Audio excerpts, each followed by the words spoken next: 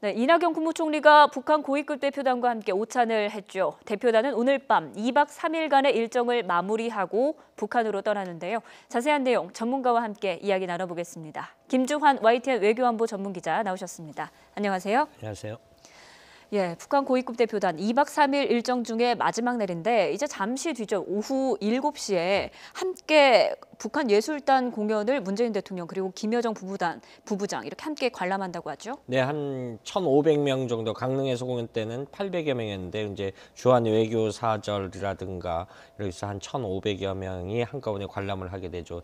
사실은 이제 고위급 대표단이 이 방남을 해서 강릉, 평창, 서울을 오가는 굉장히 숨가쁜 일정을 보냈죠. 사실은 정점이라고 할 만한 것은 어제 청와대를 예방을 해서 오찬을 했는데 그때 처음으로 특사 자격으로 왔다. 그래서 이 파란색 파일을 내보였죠. 친서까지 전달해서 그것이 이번 그 고위급 대표단의 가장 클라이맥스였다. 이렇게 볼 수 있고요. 예. 지금 앞으로 오늘 저녁에 있을 일정을 보면은 한 9시쯤 끝날 거로 봐요. 그리고 나서 그 이후에 당초 예정은 이제 북한 김정은 위원장의 전용기가 와서 다시 이들을 태우고 평양으로 되돌아가는 일정으로 되는데 아직 비행기가 평양을 이륙했다라는 소식은 전해지지 않고 있어요. 아마 간다 그래도 뭐 9시에 끝나니까 10시나 11시 자정 무렵 비행기가 이륙하지 않겠나 싶고요. 예. 예술단은 현재로서는 오늘 공연을 마치고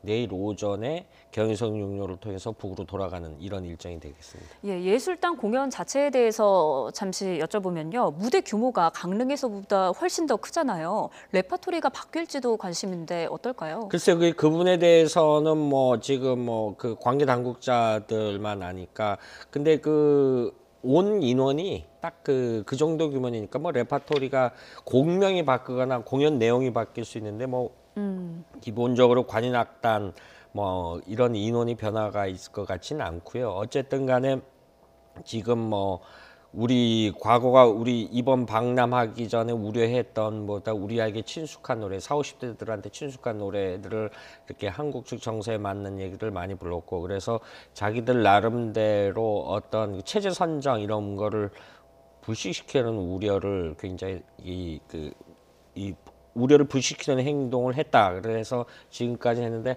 아무래도 남은 마지막 공연 역시 그런 차원을 벗어내서 이루어질 거로 이렇게 보일 수 있는 거죠. 예, 내내 화기애애한 분위기를 연출하고 있는데 이번 평창 올림픽 단일팀을 만들고 또 이렇게 또 같이 입장을 하고 정말 역사적인 올림픽으로 기록이 될 텐데요. 이제 관심은 남북 정상회담까지 성사가 될 것인가일 텐데 어떻게 보십니까?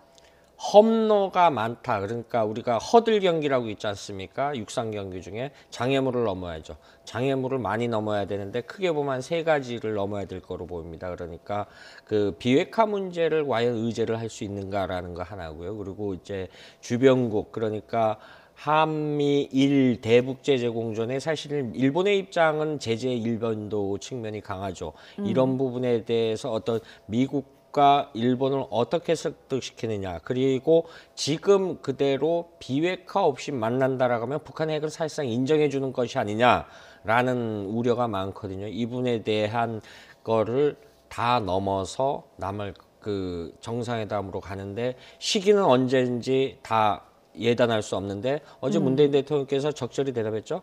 여건이 마련되면 우리가 말하는 한국어 중에 여건이란 말은 굉장히 포괄적 의미가 됐죠. 그런데 예. 문재인 대통령께서 지난달 중순 신년사 할 때도 비핵화 그를 뺀 남북 정상회담은 의미가 없다. 예. 그리고 작년 독일 방문에서도 연설을 할 때 얘기했었죠. 한반도의 가장 큰 도전은 북한의 핵과 미사일이다.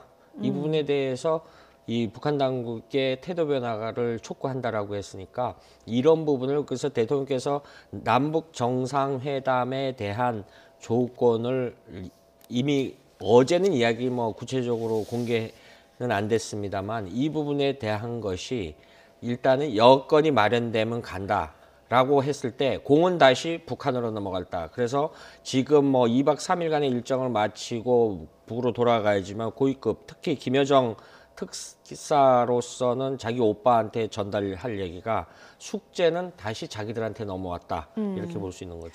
그 여건이라는 게 잘 만들어지려면 어찌됐든 북한과 미국과의 대화가 잘 돼야 하지 않겠습니까? 그런데 펜스 미 부통령을 반응을 보면 참 북미 대화가 쉽지만은 않을 거라는 생각이 들어요. 앞으로 더 강경한 대북 제재를 쏟아낼 것이다. 이런 관측도 있잖아요. 그렇죠. 근데 그 북미 대화라는 부분을 사실은 북미 대화를 한다 그래도 이건 굉장히 어려운 난이도가 있습니다. 먼저 지금 말씀하신 북한과 미국이 같은 테이블에 먼저 앉았을 때 의제를 어떻게 할 것이냐. 미국은 비핵화라는 걸 일관되게 이야기를 하고요. 그렇죠. 북한은 핵 빼놓고 얘기를 하자라는 거거든요. 핵 빼놓고 얘기를 하자는데 이 부분에서 일단 같이 충돌이 나고 설령 그 부분에서 의견 접근을 했다라고 해도 그런 급을 어떻게 할 것이냐. 우리가 남북 대화를 하더라도 군사 실무회담, 실무회담, 뭐 고위급 회담, 뭐 당국 회담 용어가 계층이 많습니다. 그리고 사실 북미 간에는 그 국가를 인정할 것이냐 용어 문제도 있습니다. 용어 문제도 있기 때문에 이게 사실 1968년도 1월 28일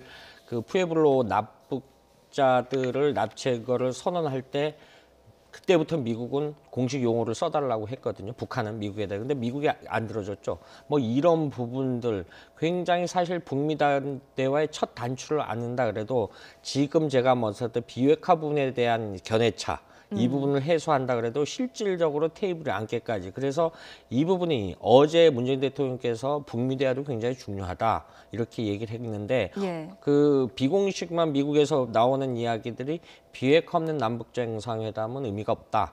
따로 떼어놓을 수 없다. 이렇게 봤기 때문에 이것이 쌍두마차식으로 해서 같이 굴러가야 되는 부분이기 때문에 예. 이 부분에 대해서 일단 단초는 분위기는 좋게 시작됐는데 이것이 어떻게 가느냐. 다만 좀 지금 앞서 보도를 하셨습니다만 중국이 그 어떤 북핵 문제에 대해서 협력하자라는 건데 한반도 문제에 있어서 기본적으로는 현실적으로 남북 관계도 있지만은 주변국이 한반도를 바라보는 시각이 다 다르기 때문에 그 중에서 미국과 중국이 한반도 문제를 어떻게 바라보느냐에 따라서 굉장히 상황이 달라지거든요. 그런데 다행히 지금은 미국과 중국이 대북압박이라는 데서 같은 일치된 의견을 보기 때문에 이 분위기를 굉장히 어떻게 살리느냐 결국은 우리의 외교적 노력에 달려있다 이렇게 볼 수 있는 거죠. 예, 말씀하신 것처럼 평창 이후에 어떻게 가느냐는 우리 정부의 외교적 노력에 달려 있는데 그렇다면 우리 정부는 이 중간에서 중재자 역할을 어떻게 해야 된다고 보십니까? 우리 정부가 마침 이 부분이 어떤 분들은 뭐 우리 정부가 책임론을 얘기하는데 책임론은 아니고요. 왜냐하면 이 우리 당사자이기 때문에 우리가 당연히 해결해야 무한 책임을 가지고 해결해야 되는 부분이 있는데 문제는 사실은 북한이 건건사사 지금까지 보면은 건건사사 이유를 달아서 약속을 안 지켰습니다. 그래서 네. 북핵 문제의 근본 원인은 사실은 중국 언론들이 쓰는 표현 중에 동상강몽이라는 표현을 씁니다. 뭐냐면 동상이몽은 앵커와 저와 둘 사이의 생각이 다르다라는데 다자간에 했던 동상강몽이라는 표현을 쓰는데 기본적으로 미국은 동력이 없고 중국은 동기가 없고 한국은 실력이 없고 북한은 신뢰가 없다. 이 북핵 문제가 해결이 안 된다라는 거거든요. 이 부분이 있기 때문에 우리의 외교적 노력이 이런 사람들을 다 정말 우리 편으로 만들어야 됩니다. 과거 예. 독일이 통일될 때 그냥 하루아침에 된 게 아닌가 10년 그 아데나워 총리라든가 그 당시 겐쇼 외상 이런 사람들이 10몇 년, 20년 동안 일관된 동방 정책을 통해서 독일이 통일했거든요. 우리도 그런 면, 우리는 단지 엊그제 그 아베 총리가 한미 군사 훈련을 재개하라 그러니까 사실 그 문재인 대통령이 되받았다라는 한일 간의 과거사 문제가 있지 않습니까? 예. 그런데 독일 통일에 보면 프랑스하고도 우리와 비슷한 관계가 있었어요. 근데 그걸 다 해결을 했어요. 어쨌든 우리도 통일로 지향하기 위해서는 운전자론이라는 게 쉬운 게 아니라 균형을 잡는 게 아니라 우리가 굉장한 노력을 기울여서 주변국을 다 설득해야지만 된다. 그런데 이 단초가 만들어졌고 기회가 만들어졌다. 결국은 우리의 통일된 일치된 공론을 바탕해서 대통령한테 힘을 실어줘야 된다. 이게 시작이 됐다라고 보면 됩니다. 네, 말씀하신 것처럼 우리의 외교적 노력이 어느 때보다 중요한 것 같은데 이 고비들을 다 넘어서 만약 남북 정상회담이 성사가 된다면 시기는 언제 정도로 보십니까? 올해 안에 성사가 될까요? 북한은 그걸 원하겠죠. 북한은 그걸 원할 수밖에 없는 구조죠. 왜냐하면 갑자기 느닷없이 북한이 문재인 대통령을 평양으로 초청한 이유가 뭘까라는 거 보면 사실은 북한은 지금 굉장히 긴장하는 국면이 있거든요. 그래서 같은 북한인들을 쓰는 우리 민족끼리 도와달라. 서로 같이 이 국난 극복을 북한식의 국난 극복은 이 제재 국면을 벗어나자라는 거거든요. 일단 근데 역설적으로 과거의 패턴을 보면은 이런 대화 국면에서 북한은 핵과 미사일을 포기를 안 했어요. 예. 그런데 이 부분인데 북한은 올해 의미를 굉장히 두겠죠. 자신들의 그 조선민주인민공화국 그 건국일이 9월 9일입니다. 그리고 6.15 공동선언을 비중 있게 생각하고요. 이래서 6월까지 하고 안 되면 8.15, 안 되면 9.9절까지 한다라고 했는데 예.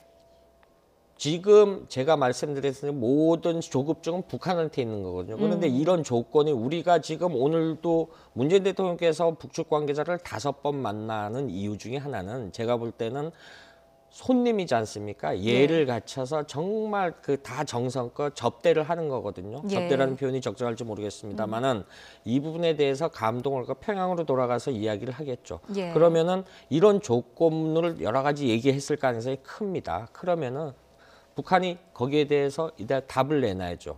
왜냐하면은 북한은 한미 군사훈련을 없애라고 그럽니다. 근데 자기들은 이 어떤 대량 살상 무기라든가 국제사회가 우려하는 거에 대해서 태도 변화가 일말의 변화도 없습니다. 우리 보고만 변화라고 그러거든요. 예. 그럼 자기들도 이번에 성의를 보여줘야죠. 이런 조건이 맞아 떨어지면은 급속도로 맞아 떨어진다라면은 빨리 할 수 있겠죠. 예. 알겠습니다. 평창 올림픽 이후에도 이런 화해의 모멘텀 계속 이어갈 수 있을지 한번 지켜보도록 하겠습니다. 지금까지 김주환 YTN 외교안보 전문 기자였습니다. 오늘 말씀 고맙습니다.